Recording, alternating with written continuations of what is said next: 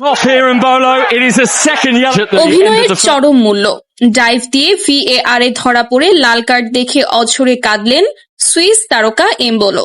দর্শক, ফুটবল মাঠে জয় পাওয়ার নেশায় খেলোয়াড়রা অনেক সময়ই নানা কৌশলের আশ্রয় নেন, কিন্তু সেই কৌশল যদি পরিণত হয় সস্তা অভিনয়ে, আর তার জন্য যদি নিজের দলকেই চরম খেসারত দিতে হয়, তবে তার চেয়ে লজ্জাজনক আর কিছুই হতে পারে না।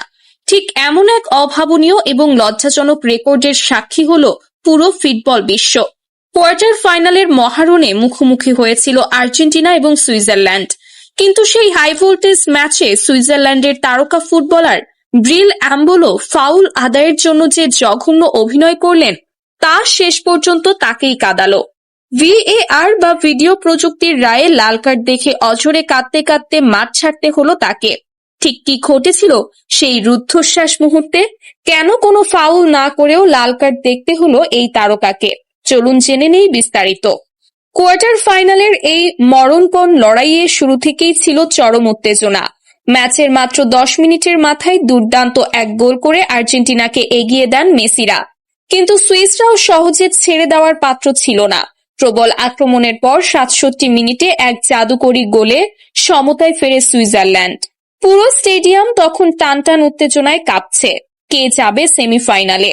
ঠিক এই শ্বাসরুদ্ধকর পরিস্থিতির মাঝেই 71তম মিনিটে ঘটে গেল ফুটবল ইতিহাসের অন্যতম এক লজ্জাজনক ঘটনা। আর্জেন্টিনার লিয়ান্ড্রো পারদেসকে হঠাৎ করেই হলুদ কার্ড দেখান মাঠের রেফারি। সুইস তারকা ব্রিল এমবোলোকে ফাউল করার অপরাধে এই কার্ড দেওয়া হয়, কিন্তু মুহূর্তের মধ্যেই পাল্টে যায় পুরো দৃশ্যপট। ভিডিও অ্যাসিস্ট্যান্ট রেফারি বা VAR থেকে মাঠের রেফারিকে নির্দেশ দেওয়া হয় সিদ্ধান্তটি পুনরায় যাচাই করার জন্য। রেফারি যখন মাঠের পাশের মনিটরে ভিডিও ফুটেজ খুঁটিয়ে দেখলেন, তখন সবার চোখ রীতিমতো ছানা বড়া। ভিডিওতে অত্যন্ত স্পষ্টভাবে দেখা যায় পারদেস কোনো ফাউলই করেননি, বরং ফাউল আদায়ের জন্য ব্রিল এমবোলো ইচ্ছাকৃতভাবে ডাইভ বা সিমুলেশন করেছিলেন। সোজা কথায় তিনি রেফারির চোখে ধুলো দেওয়ার জন্য এবং আর্জেন্টিনাকে বিপদে ফেলার জন্য সস্তা এক অভিনয় করেছিলেন। সত্য সামনে আসার পর রেফারি আর এক মুহূর্তও দেরি করেননি। পারদেসকে দেওয়া হলুদ কার্ডটি সাথে সাথে বাতিল করা হয়, আর রেফারির সাথে প্রতারণা করার অপরাধে এমবোলোকে দেখানো হয় দ্বিতীয় হলুদ কার্ড, যা স্বয়ংক্রিয়ভাবে পরিণত হয় এক লজ্জাজনক লাল কার্ডে। 72 মিনিটে এমন এক অনাকাঙ্ক্ষিত লাল কার্ড দেখে যেন নিজের চোখকেই বিশ্বাস করতে পারছিলেন না এমবোলো।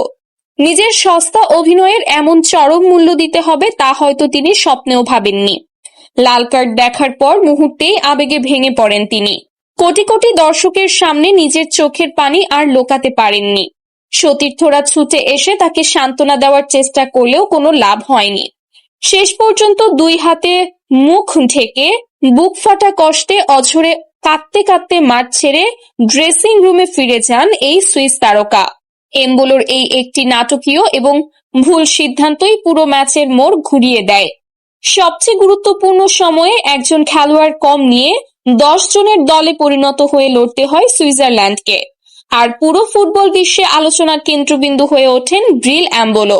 দর্শক, ফুটবল মাঠে ফাউল আদায়ের জন্য খেলোয়াড়দের এমন ডাইভ দেওয়া বা অভিনয় করাকে আপনারা কিভাবে দেখেন?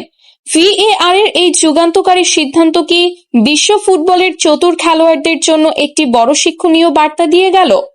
আপনার অত্যন্ত সুচিন্তিত, তীক্ষ্ণ এবং বিশ্লেষণমূলক মতামত অবশ্যই নিচে কমেন্ট করে জানাবেন।